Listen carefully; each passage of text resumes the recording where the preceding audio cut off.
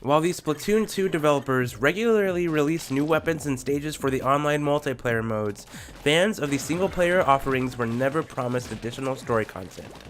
That was until Nintendo revealed the Octo Expansion Story DLC back in March. Now that it's finally here, is it all that it's inked up to be?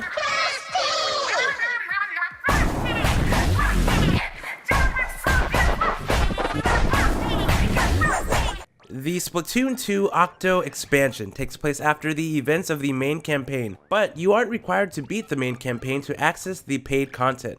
For the first time ever, you take control of an Octoling, an octopus-human hybrid who is functionally identical to the traditional Inklings. You wake up without a memory in a decrepit subterranean subway station, where you are nursed back to health by the quirky Cap'n Cuttlefish. An autonomous telephone tells you that if you want to climb out of the depths, you'll need to collect 4 things scattered throughout the subway, which can only be accessed by passing various tests. Thus, your amnesia-induced adventure begins. Each of the 80 tests in Octo Expansion is a short challenge stage that repurposes aspects of the core game in creative and fun ways. While you don't need to complete every test to roll the credits, there are plenty of incentives to do so, including unlocking gear for multiplayer. The stages are usually a blast and offer a healthy dose of difficulty coupled with a feeling of genuine accomplishment. Getting an inkjet or baller special that never expires makes you feel powerful, especially as you learn new ways to use them that you never realized were possible. You'll use what seems to be the entire suite of weapons as you navigate through these challenges, which helps to highlight each weapon's differences and strengths.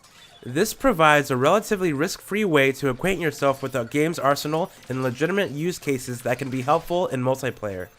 And if you are a risk taker, some challenges give you a choice of several weapons to choose from, with varying degrees of effectiveness given the situation.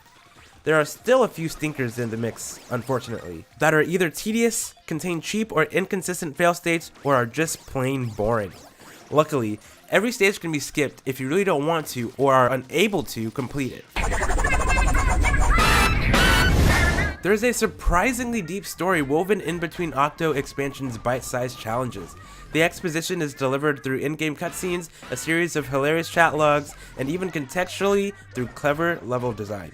All this succeeds in meaningfully adding to the ambiguous lore of the Splatoon universe and deepens your emotional connection with the series' colorful cast of characters. Ultimately, Octo Expansion tells a more engaging story than the main campaign even dared to. The climax features amazing music, a perilous stealth sequence, an engaging boss fight, an unforgettable ending challenge, and is the highlight of the expansion. The final half hour takes cues from the best of action anime.